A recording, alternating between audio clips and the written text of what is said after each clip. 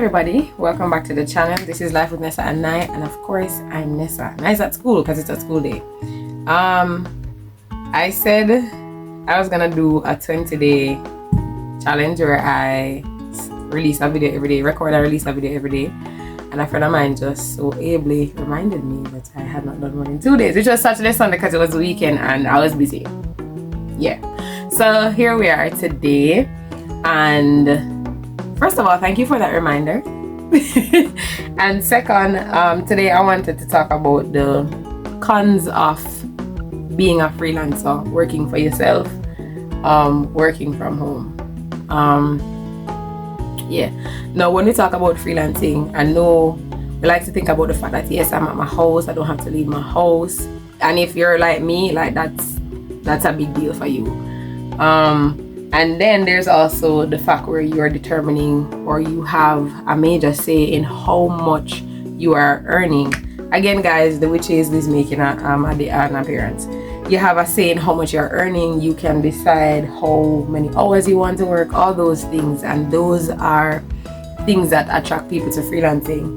But also, we need to be mindful of a few things. One of those is that when you're doing freelancing, you are operating as a private contractor to many of these businesses. You are not on their payroll. Your services can be discontinued at any point in time. They can get up tomorrow morning and be like, Vanessa, we've had a good run. You've been great, or you haven't been so great, whatever the reason is, but we're choosing to go in another direction, and just like that, you're out of an income. And so you have to plan financially according to the industry that you're working in. You always have to have a fallback. You always have to have a plan as to, if I were to lose this source of income, would I still be able to manage my lifestyle? Would I still be able to cover my bills? How long? And I mean, whether you're working a 9 to 5 or you're working in freelancing, you should have an emergency fund. But for freelancers, it is more imperative than anything else, because you need to have that money set aside. So if you are going through a slow season, you're going through a season where your clients are probably experiencing a drought themselves, you are the first person they're probably going to think of cutting to lower their expenses. And so you always have to be one step ahead of the game. You always have to be prepared for the worst while hoping for the best. So there is no financial cushion. You are your financial cushion. There is no guarantee that at the end of this 2-week period you're going to have the same job, you're going to be getting this money, whatever the case might be. Another thing is that when you're working in the public sector, private sector, when you're working a regular 9 to 5, you are on their payroll, you're a permanent employee, you are entitled to certain benefits. Vacation time, health benefits, all of that. When you're a freelancer, you're the one taking on all of that responsibility for yourself. And so this is why it's considered a business. You are in business, because when you're an entrepreneur starting your own business, then it's the same thing. You're the one responsible for taking on those additional expenses onto yourself. So we don't have health plans. If you want to go to the doctor, you have to foot all of that. There is no health card unless you want to go to a provider and get that for yourself, but you'll be paying that contribution 100%. While as when you're working, your employer will make a portion of that contribution, and then a portion will come out of your pay. When you're doing freelancing, you're 100% responsible for your health care benefits, that and for your children if you have those. And then also, as I said, vacation time. You're a private contractor. You don't work, you don't get paid. So there is no 5 days, 10 days that you're entitled to as a paid leave. So if you're thinking of taking leave, for most clients at least, you are thinking of operating without pay. So you need to make sure that you're so financially stable, you're in a good space where when you take those 5 days off, when you take that time off, you are losing income, but you're also still afloat. Your family is good, your expenses are taken care of, whatever the case might be. And also, when you're working in a office setting, or when you're working a regular job, stationery and those things, you go there, you get your stationery. When I used to work at the accounting firm, we'd get pens, glue, little stationery that we would need to do our day-to-day work. When you're a freelancer, you have to have those on your list of expenses. So whatever stationery you need, and you might be saying, what stationery could you really need? Well, a great freelancer, Felicia, hi boo. she encourages us to write. She encourages me to write down, especially if you're carrying multiple clients. You need to be able to do good note taking. What am I doing for this client? Has it been done? Is it time sensitive? What's the date that it needs to be submitted? Stuff like that. And so you would need stationery, notebook, pen, pencil where applicable. A printer sometimes is valuable because you may need to print instructions, or you may need to print an item to have it, so it's easier than having to navigate on the laptop to use. And so if you're buying a printer that's your own, where in an office the printer is there, so you're looking to stand these expenses 100%. Again, another thing that and then your internet costs, your software, your hardware, your laptop, all of that is you. When I was working in the accounting firm, I was assigned a laptop. So I had a laptop that the business provided. Whatever software I needed, they had provided it. But for me now, if I'm going to use a software, I have to think about forking it out of my pocket. If I'm so blessed as to have somebody, for example, I use Lakeisha's Canva. I'm on her Canva account. She's the one that's paying the subscription for it, but it's still a paid service. There's no additional cost to have me on there. And even though there's no additional cost, there's no, she didn't have to do it. Good, so nobody don't owe you anything. They don't have to do it. They do it because they're generous. They do it because they're kind and you are grateful, but they don't have to do it. And so if she didn't, I would have to stand the cost of that for myself. So there are certain software, you might be saying, but there's a free version to Canva. Yes, but it's also very limited, and there might be things that you have to do that requires you to have some of these paid services. And so you're looking at these applications, at this software hardware that you're going to have to take out of your pocket, and you're going to have to foot the cost for that 100%. And so those are things that we need to be mindful of. There are some clients that might say, hey, I'll give you 5 days within a year that you can have as paid time. I'll pay you for that time. But most people say if you take a day off, you're not getting paid for that time. Even if it's to take your child to the doctor, you need to go to the doctor, whatever the case might be. Rarely you might find some, I'm not going to say rare, because you do have great people in the world. You do have some people who will say, hey, I understand that this is outside of your control. You're sick, your child is sick, whatever. I'll still pay you for the day, even though they're not directly benefiting. Again, this is out of the goodness of their heart. They do not owe you that. You are a private contractor, and so you're not offering services. There's really no need for them to pay you. And so when we're coming into freelancing, we need to understand that you're taking on 100% of the profit, but also 100% of the risk and 100% of the expenses.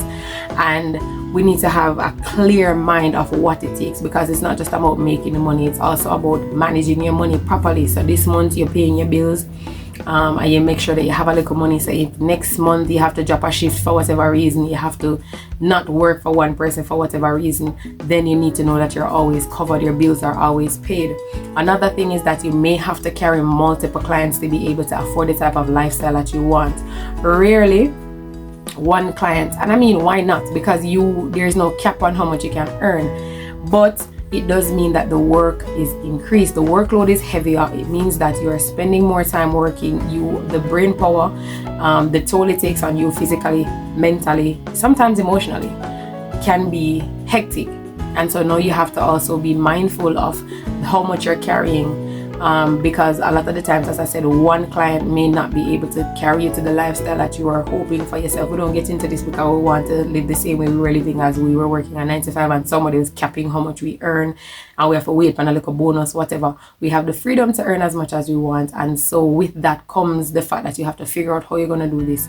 Usually multiple clients is the way, and then you have to be good at time management, making sure everybody is getting value for their money, making sure you're not overworked, and making sure that you're balancing your home responsibilities well with your professional responsibilities. And that especially is important, that you're not neglecting one and focusing too much on the other, and vice versa. A good balance there. So you have to be good at a balancing act.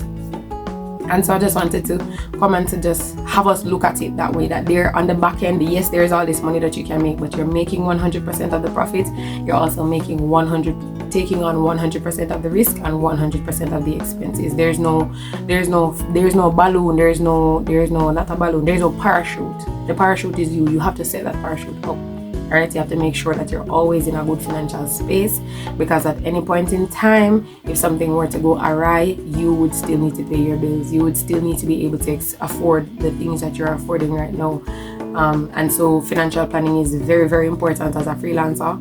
I personally have a budget, and I know even if they don't have like a written budget and a step by step, they know how much they're earning and how much they're spending, and any good freelancer, any person with any form of financial sense would know that you need to have a little stashed away somewhere for rainy days, or a little stashed away somewhere, as I said, for sick days, for appointments, all those things that you no longer have a health card to draw and you no longer have these benefits from work to draw. And again, you also need to be thinking for the long term. You know, a lot of businesses will offer you a pension plan, a pension scheme that you can be a part of. If you're a freelancer, you need to take that onto yourself. So you need to now learn what can I contribute to that can help me when I stop doing this thing. I don't know what 50 years down the line will look like, but I still need to be contributing towards something, so that at the end of the day I'm not left looking. Because if you're not, when you're contributing also to NIS, that is also another part of a pension scheme. So when you retire, the government will pay you back that benefit that you've been paying over the years.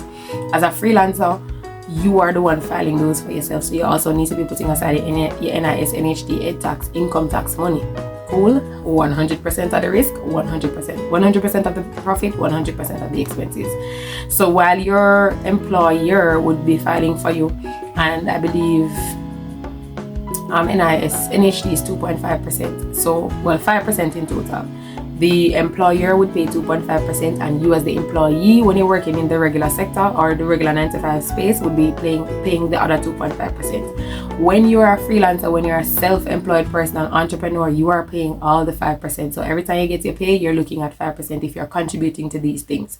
Good. So I just wanted to bring some light on that and to let us know that outside of the fact that yes, you can earn, and outside of the fact that you get to stay home, and another thing, a lot of people, especially if you're social, you're a social person, you may need to schedule some time to go out and chill with people. I personally don't mind being at my house all day by myself working.